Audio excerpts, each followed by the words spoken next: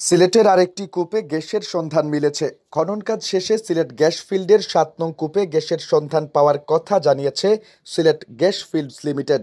এখান থেকে দৈনিক ৭ থেকে ৮ মিলিয়ন ঘনফুট গ্যাস পরীক্ষামূলকভাবে উত্তোলন হচ্ছে। কূপের ১,২০০ মিটার গভীরতায় এই গ্যাস পাওয়া গেছে।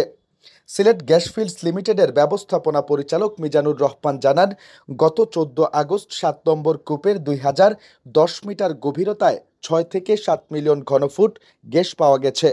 আর মঙ্গলবার ৭ নম্বর কূপের ১,২০০ মিটার গভীরতায় দৈনিক ৭ থেকে ৮ মিলিয়ন ঘনফুট গ্যাস প্রাপ্তির সম্ভাবনা করা হচ্ছে।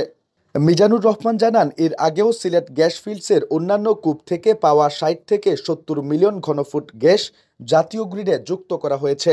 ৭ নম্বর কূপ থেকে পাওয়া গ্যাস শীঘ্রই জাতীয় গ্রিডে যুক্ত হবে। এর আগে এবছরের ২৪ মে খনন কাজ শেষে সিলেটের কৈলাসটিলা গ্যাস ক্ষেত্রের ৮ নং কূপে দৈনিক ২১ মিলিয়ন ঘনফুট গ্যাসের সন্ধান পাওয়া যায়। কূপের ৩,৪৪০ থেকে ৫৫,০০০ ফুট গভীরতায় গ্যাস পাওয়া যায়। এর আগে গত ২৭ জানুয়ারি সিলেট গ্যাস ফিল্ডের আওতাধীন রশিদপুরের ২ নং কূপে গ্যাসের নতুন স্তরের সন্ধান মেলে, যার পরিমাণ প্রায় ১৯৭ বিলিয়ন ঘনফুট। সিলেট গ্যাস ফিল্ডস লিমিটেডের উৎপাদনে থাকা কূপগুলো থেকে এখন প্রতিদিন জাতীয় গ্রিডে যুক্ত হচ্ছে প্রায় ১০০ মিলিয়নের বেশি ঘনফুট গ্যাস।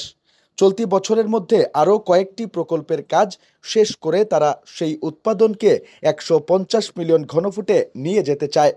আর সরকারের বেঁধে দেওয়া সময় অনুযায়ী ২০২৫ সালের মধ্যে সব কাজ শেষ করতে পারলে শুধু এই কোম্পানি থেকেই প্রতিদিন জাতীয় গ্রিডে ২৫০ মিলিয়ন গ্যাস যুক্ত করা সম্ভব হবে বলে জানিয়েছেন সংশ্লিষ্টরা।